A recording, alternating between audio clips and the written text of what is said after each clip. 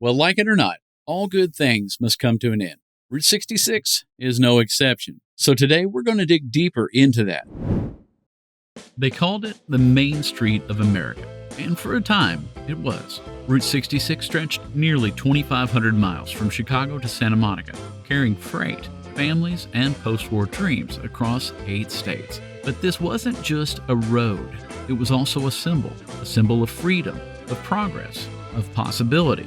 With post-war prosperity came something new, disposable income, and real time off. So families packed up the car, hit the highway, and in doing so, built a roadside economy from scratch. Motels, diners, gas stations, and the inevitable tourist traps. Route 66 didn't just connect places, it supported them. It was noisy, it was crowded, and it was alive. But that was all about to change. Across the Mid and Southwest, towns that once thrived on highway traffic began to empty out. Diners closed, hotels faded, tourists stopped showing up, and the road that once defined movement in America began to go silent. What changed, and why did it happen so fast? More importantly, why did no one stop it? And Route 66? Well, it's ironic. The road that everyone remembers is the one they took off the map. So sit back and relax as we tell you all about it. Route 66, the day the road went silent, as we go beyond the exit.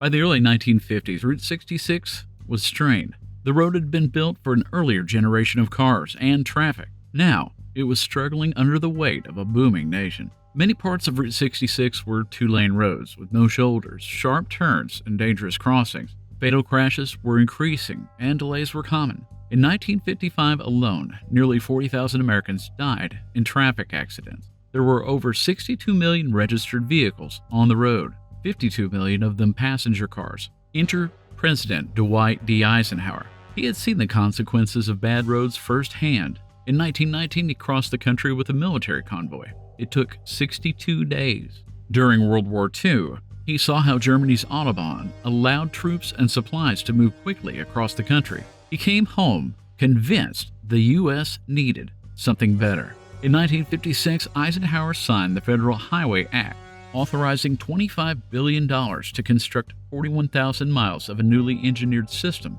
called the Interstate Highway. It was the largest public works project in American history. But the plan wasn't to improve Route 66 or any of the other highways. It was to bypass them. And once the blueprint was in place, they didn't waste any time putting it to work.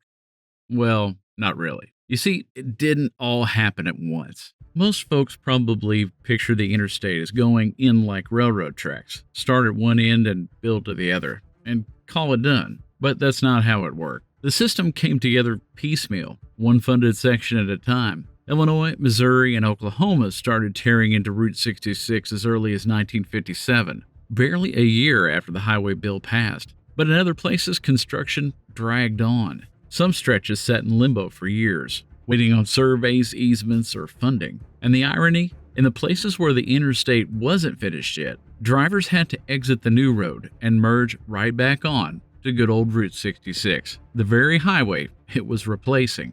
In some places, it took nearly 29 years for Route 66 to be bypassed, which I imagine most of the business owners were appreciative of that, even though they may not have fully understood what was going to happen once it came through. We're going to look at some maps now to give you an idea of where Route 66 was and where the interstate came through on its bypass. So with this knowledge, why don't we go on and see how it went down along the Mother Road. The first cuts came in Oklahoma. In 1953, the state had opened the Turner Turnpike, an 88-mile toll road linking Tulsa to Oklahoma City. Now that road bypassed Route 66 in towns like Luther, Wellston, Chandler, and Stroud, and it pulled the traffic with it. By 1954, over 8 gas stations had closed, including Ray's Texaco in Wellston, a long-time stop for both truckers and tourists. Then in 1957, the Will Rogers Turnpike extended the bypass east to the Missouri line, which completely cut out the small 13-mile stretch in Kansas.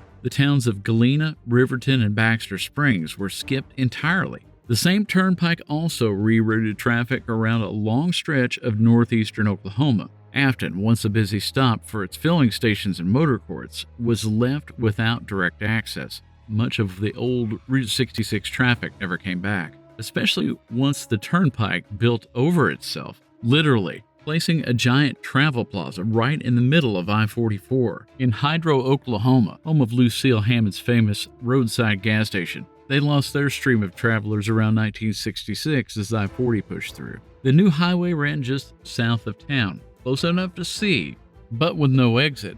People just passed on by. And then there was the town of Arlington, Missouri. Instead of bypassing near it, they went completely over top of the valley it lay in. Not only that, they dismantled the bridge that was there that connected the town to nearby Jerome, effectively leaving Arlington abandoned at the end of an 8-mile stretch of road. Or there's the case of the town of Cuervo, New Mexico. Instead of going north or south of the town, the interstate went right through it, claiming eminent domain on the downtown of Cuervo, and nearly overnight creating a ghost town. In 1967, Atlanta, Illinois was bypassed by I-55. It wasn't exactly a large place, but it did have a bank and a school and multiple cafes. The Palms Grill Cafe in particular, which had a long mainstay and was famous for serving pies and lunches to travelers since back in the 30s. That same year, McLean, Illinois, just down the road, also saw the flow rerouted. It held on a little bit longer because of the Dixie Truckers' Home, one of the most famous stops on Route 66 and one of the oldest truck stops in the country. But the rest of the town shortly went dark. In the southwest in New Mexico, towns like San Fidel, Budville, and Cabarro lost most of their through traffic when I-40 was cutting through a straighter route to Albuquerque. Out in Arizona, I-40 was cutting straight lines through the desert, also sidestepping full towns. Winona, the little town that Bobby Troop wanted us to remember in his song Get Your Kicks on Route 66, lost its lifeline as late as 1977. Roadside attractions like Twin Arrows and Two Guns, Arizona, which were both tourist traps for sure, were completely bypassed by 1971. You could still see them from the interstate, but it was pretty hard to get to them. Out west, the famous oasis town of Amboy, California, famous or infamous depending on how you look at it because of Roy's Motel and Cafe. You've likely seen this sign before. It's definitely world famous. It was bypassed in 72. At its peak, Roy's sold over 70,000 gallons of gas in a year. It was pretty much all alone out in the desert. That all changed when I-40 veered miles north of where he was. Between the towns of Texola and Eric, Oklahoma, Texola being right on the Texas line, there was a section of 4-lane Route 66 that had already bypassed a 2-lane segment of Route 66. That in 1975 was then completely bypassed by Interstate 40. In Glenrio, the little town that straddled the Texas and New Mexico border, had a row of motels, diners, and gas stations, and was completely bypassed in 1973. On that side, the road extended on to the little towns of Indy and then San Juan, New Mexico. Oddly enough, there was so little traffic on that section, and the asphalt was so expensive to maintain, they just tore it all up and let it go back to gravel and earth. Even the town of Seligman, Arizona was bypassed in 1978. So over nearly a 30-year period, Route 66 was officially decertified in stages, with each state slowly stripping the numbers from the maps and the mile markers. But the symbolic end came in the little town of Williams, Arizona. On October 13, 1984, the final stretch of Interstate 40 opened around Williams. Within hours, Route 66 signs started coming down. By 1985, the federal government officially decommissioned Route 66. There would be no more maintenance, no more signage, and no more promises. Towns could still call it Route 66, but the U.S. highway system no longer recognized it. So, after the decommissioning, what was the net effect? Well, in 2000, the National Park Service commissioned a study to understand what had happened to the communities along Route 66 after the interstates took over. Their findings were pretty sobering. 213 towns along Route 66 were bypassed by the interstate system. Within just 5 years of each of those bypasses, between 40 and 50% of the businesses that had been on the route were gone. In fact, over 2,400 businesses in all closed. Gas stations, motels, cafes, trading posts. and a whole list of other support businesses. At least 46 communities became ghost towns or were nearly abandoned, and in many rural areas, the bypass triggered a noticeable decline in population as families had to go find work elsewhere. The bypasses didn't just reroute traffic, they unraveled local economies.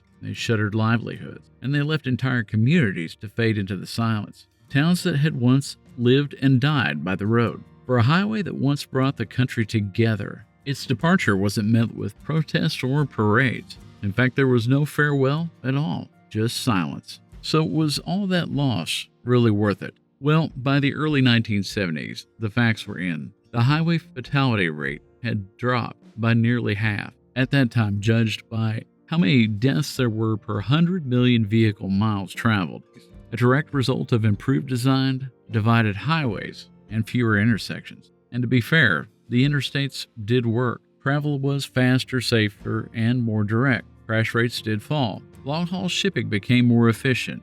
The interstate system carried over 20% of all vehicle miles traveled in the U.S., despite covering just 1% of road mileage. But the price paid was real. Because on Route 66 and highways like it, the customers were coming back. And for a long time, nobody asked what had been lost. Not until a few voices along the old road began to speak up. In Seligman, Arizona, a local barber decided he had had enough, and it was time for him to act. That story about a town full of people that fought for their highway and historic status so we all could enjoy it today, that's going to be another video. If you like this video, I'd appreciate if you give us a like, and subscribing to the channel would help you make sure you don't miss any of our deep dives. If you got a comment for us, please know I read each and every one and respond to each and every one. It might take me a few days, but I'll get to it. It was great you stopped by. Thanks for watching, and God bless.